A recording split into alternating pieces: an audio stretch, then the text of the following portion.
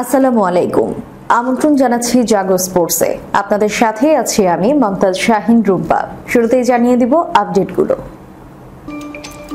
বুক জিতিয়ে একাই লড়াই করে বিসিবিকে চপেটাঘাত রিয়াদের। আজ ভাগ্যিস মাহমুদুল্লাহ ছিলেন।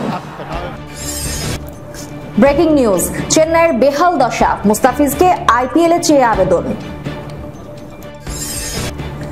বিশ্বকাপ থেকে ছিটকে গেলেন তাসকিন, নেওয়া হতে পারে যুক্তরাষ্ট্রে। সর্বশেষ অবস্থা সম্পর্কে যা জানালেন বিসিবি বস পাপন।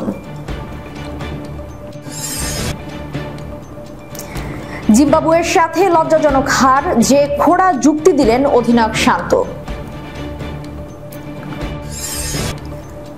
5 উইকেটে হারালো আয়ারল্যান্ড। পাকিস্তানের এই দল কিভাবে বিশ্বকাপ জিতবে, প্রশ্ন রমিজ রাজার। দর্শক শুনছিলেন শিরোনাম, এবারে বিস্তারিত। বুক জিতিয়ে একাই লড়াই করে বিসিবিকে চপেটাঘাত রিয়াদের। আজ ভাগ্যিস মাহমুদুল্লাহ ছিলেন। ফের একবার টাইগারদের সম্মান বাঁচালেন রিয়াদ। মিরপুরের চতুর্থ টি-20তে দুর্দান্ত শুরুর পরও ব্যাটিং ধসে পড়েছিল বাংলাদেশ।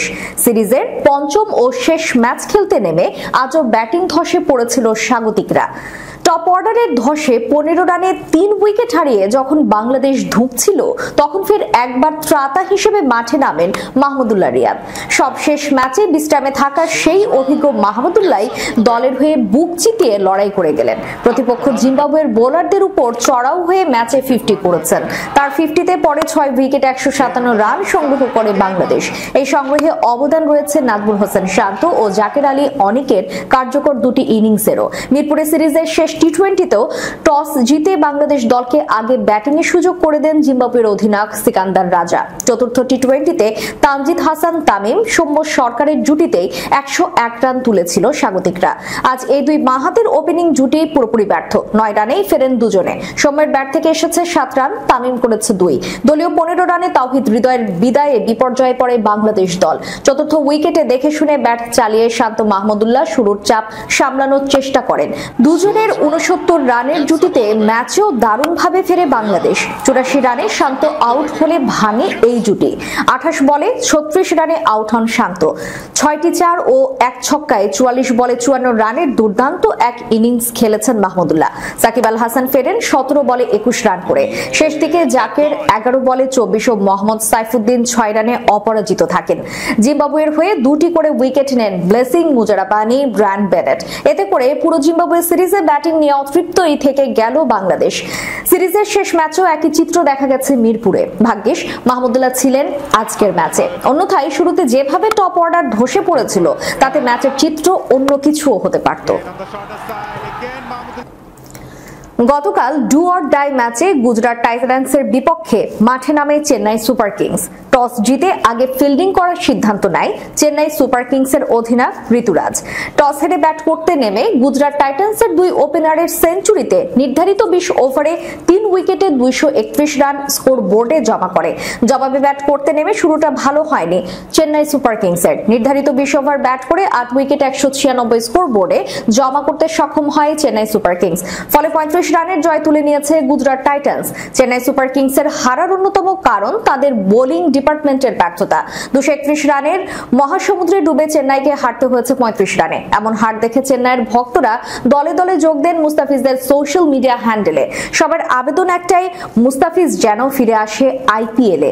চেন্নাইয়ের জার্সিতে যেন আবারও মাঠে নামেন, চেন্নাইকে আবারও চ্যাম্পিয়ন করতে যেন ভূমিকা রাখেন তিনি।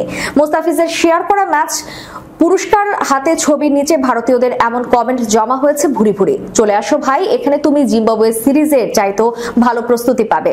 মহেন্দ্র সিং ধোনির এক ভক্ত লিখেছেন লটাও আন্না, অর্থাৎ ফিরে আসো ভাই। বিশাল নামের আরেকজন কমেন্ট করেছেন আইডল, তুমি ফিরে আসো, তোমাকে আমাদের খুব প্রয়োজন। আরিয়ান শর্মা লিখেছেন ফিরে আসো ফিজ ভাই, তোমাকে চেন্নাইয়ের ডেথ বোলিং ডাকছে। মুস্তাফিজের সেই ছবির নিচে ভারতীয়দের এরকম হাজার হাজার কমেন্ট পড়ে শুধুমাত্র মুস্তাফিজকে আবারও ফিরে পেতে। মুস্তাফিজের প্রতি ভারতীয়দের এমন ভালোবাসায় মুগ্ধ হয়েছে বাংলাদেশের ক্রিকেট প্রেমীরাও।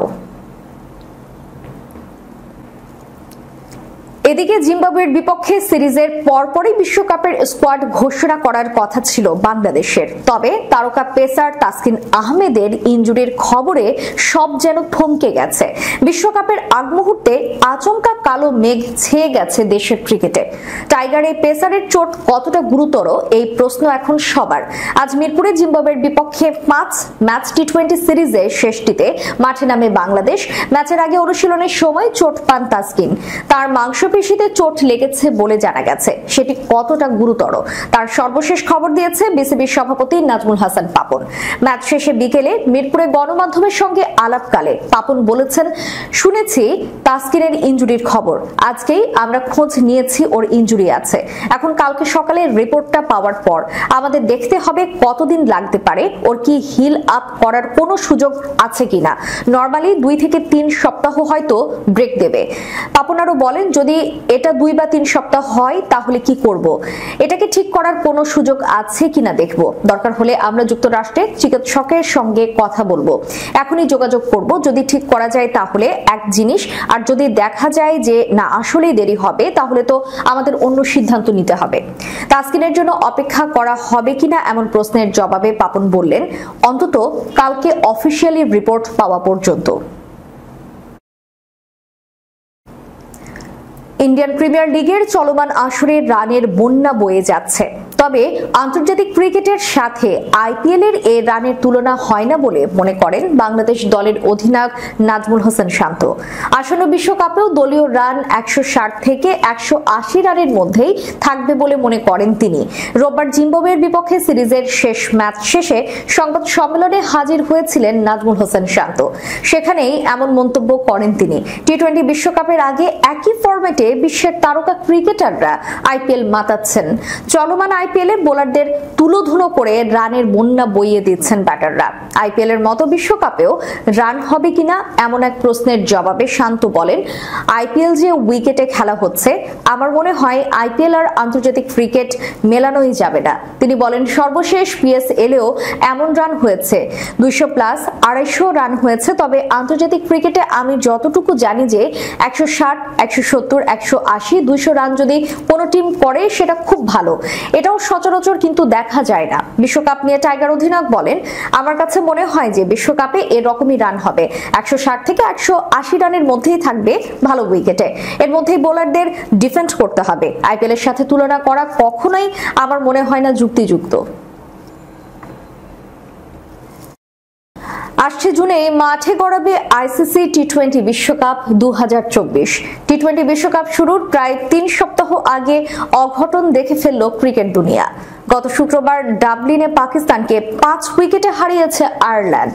পাকিস্তানের চেয়ে তুলনামূলক পিছিয়ে থাকা আইরিশদের বিপক্ষে হারের ফলে ক্ষুব্ধ হয়েছেন দেশটির সাবেক অধিনায়ক রমিজ রাজা। সম্প্রতি নিজের ইউটিউব চ্যানেলে পাকিস্তানের ক্রিকেটারদের নিয়ে উদ্বেগ প্রকাশ করে রমিজ বলেছেন, আয়ারল্যান্ডের বিপক্ষে হারের কোনো অজুহাত দিতে পারবো না, তাদের শরীরী ভাষা দুর্বল মনে হয়েছে। এমন কম্বিনেশনে তৈরি করেছেন যে সেটাই দলে প্রভাব ফেলেছে। 2017 সালের চ্যাম্পিয়ন্স ট্রফির পর আর কোনো বৈশ্বিক শিরোপার স্বাদ পায়নি পাকিস্তান। 2022 টি20 বিশ্বকাপের ফাইনালে উঠলেও ইংল্যান্ডের কাছে শিরোপা খোয়াতে হয়েছিল তাদের। রমিজ পাকিস্তান দলের সমালোচনা করে বলেছেন, এই পাকিস্তান দল কিভাবে বিশ্বকাপ জিতবে?